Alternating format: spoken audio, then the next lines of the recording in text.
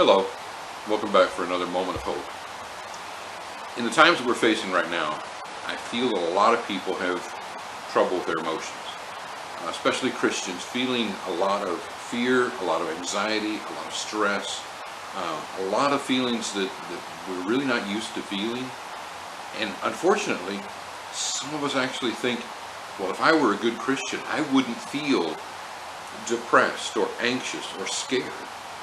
Well, that's not really true, because although you are Christian, you also are human, and you're a fairly normal human for feeling some of those. In the book of 2 Corinthians, Paul the Apostle had to deal with some of those things. You know, I think of him like the John Wayne of the Bible. I mean, fearless, passionate, strong. He'll spit in the devil's eye and push him out of the town. But there are times in Paul's life where he was just like you and me. In fact, here it is. He says in 2 Corinthians 1, "We don't want you uninformed, brothers, about the troubles that we experienced in the province of Asia. We were under great pressure, far beyond our ability to endure, and we despaired of life itself. Indeed, we felt like we had received the sentence of death within ourselves." Well, those are familiar emotions. Overwhelmed by the situation, feeling like the insides are just dying and the hurt is there. That's fear, that's anxiety. So what do you do with it, Paul? Paul goes on and he says, "These things happen that we would not trust ourselves, but God who raises the dead." Here's the thing about fear. If fear is making you focus on yourself, then the enemy's won. Fear needs to turn us to God. It needs to turn us to think about what God can do. And think about this for a moment. I've got this fear and this anxiety right here inside of me and in front of me. And then I look at God. And God has this entire universe that He's created. Now, my problem, God's universe. God's got the ability to handle whatever my problem is. In fact, it says here that we need to rely on the God who raises the dead. That's not just physically talking about Jesus being raised from the dead, which really happened, but sometimes that death is inside us. We feel like we're dying inside. He says God can raise him. God can raise us.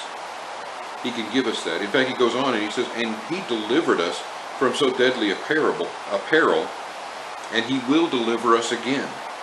See, there's faith. I look back on what God's done for me, and I know He got me out of that. He got me through that, and He will get me through whatever I'm dealing with now.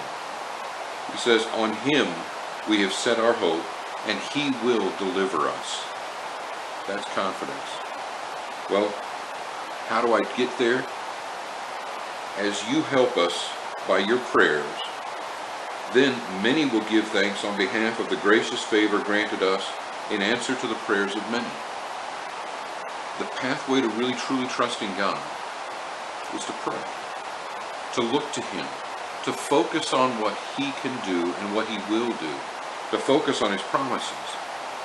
Paul was able to move from being afraid in prison thinking he was going to die, to being able to encourage the Corinthian church to continue to be faithful and be strong. I'll give you that same encouragement.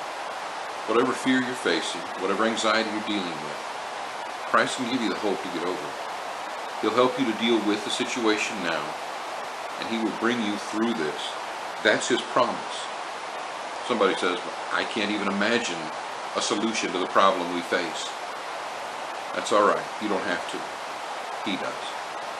If Ephesians chapter 4 or 3 is still in the Bible, and I read it this morning, it is, our God can do beyond what we can ask or what we can imagine.